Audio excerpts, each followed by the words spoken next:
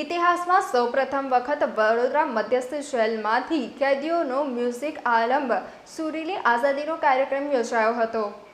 ઇતિહાસમાં સૌપ્રથમ વખત વડોદરા મધ્યસ્થ જેલમાંથી કેદીઓના મ્યુઝિકલ આલમ સુરીલી આઝાદીનો કાર્યક્રમ યોજવામાં આવ્યો. આ પ્રસંગે જેલોના વડા ડૉક્ટર કે.એલ. રાવ અને વડોદરા મધ્યસ્થ જેલ અધ્યક્ષ ડૉક્ટર નિધિ ઠાકોરના માર્ગદર્શન હેઠળ શહેરની આર્ટ્સ ઓરિજિનલ સંસ્થા અને MS યુનિવર્સિટી વડોદરાના સંયુક્ત પ્રયાસોથી આ મ્યુઝિક આલમ બનાવવામાં આવ્યો છે. આ આલમની ખાસ વિશેષતા એ છે કે આલ્બમમાં કુલ 5 ગીતો જેલના પાકા કામના કેદી કિરીટભાઈ ખરાદી દ્વારા લખવામાં આવ્યા છે. આ મ્યુઝિકલ આલ્બમમાં દીકરી વિદાયનું, મહારાજા સયાજીરાવ ગાયકવાડ, વડોદરાની માટીની ખુશ્બુ, લાડકી બહેન તેમજ ભગવાન શ્રી રામ વિષય ઉપર ગીતોની સુંદર રચના કરવામાં આવી છે. 5 પૈકી 2 ગીત વડોદરાની માટીની ખુશ્બુ અને સયાજીરાવ ગાયકવાડની જીવનશૈલીના ગીત ઇન્ડિયન આઇડલ સ્ટાર શિવમસિંહના કંઠે ગાવામાં આવ્યું છે અને આજે પણ ગાવામાં આવ્યું હતું.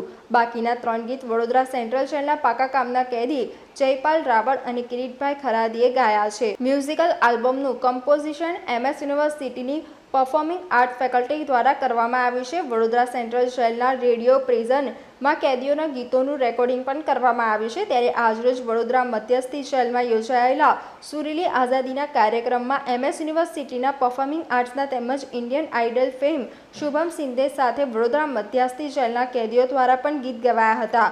આ પ્રસંગે વડોદરાના રાજમાતા શુભાંગીની દેવી ગાયકવાડ, જેલોના વડા ડૉક્ટર કે.એલ. રાવ, વડોદરા મધ્યસ્થ જેલ અધિક્ષક ડૉક્ટર નિધિ ઠાકોર, MS યુનિવર્સિટીના વાઇસ ચાન્સેલર વિજય શ્રીવાસ્તવ સહિતના મહાનુભાવો વિશેષ ઉપસ્થિત રહ્યા હતા.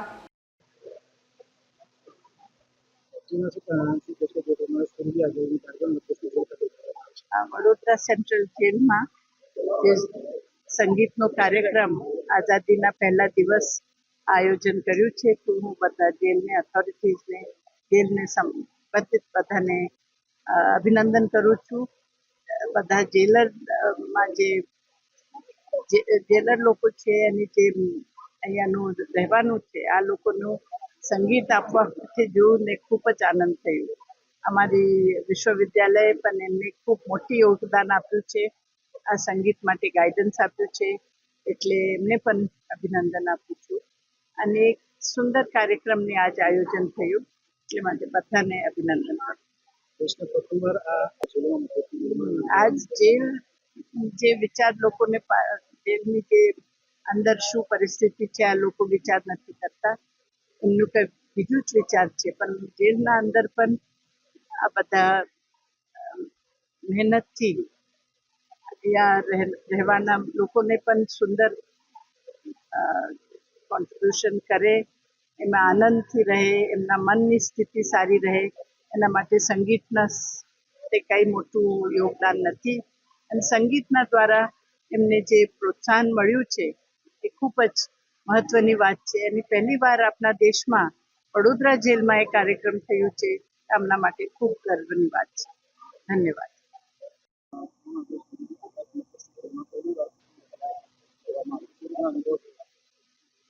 એકદમ સરસ મજાનો અનુભવ છે. મારા માટે બહુ મોટી વાત છે અને બધા જ જેલના કેદીઓ છે બધાના માટે ગૌરવની વાત છે. બિકોઝ એમની અંદર છુપાયેલી જે પ્રતિભા છે એને બહાર કાઢવાનો જે એક initiative art original faculty of performing arts અને જેટલા બી લોકો છે આની અંદર જોડાયેલા, I am very grateful for all of them.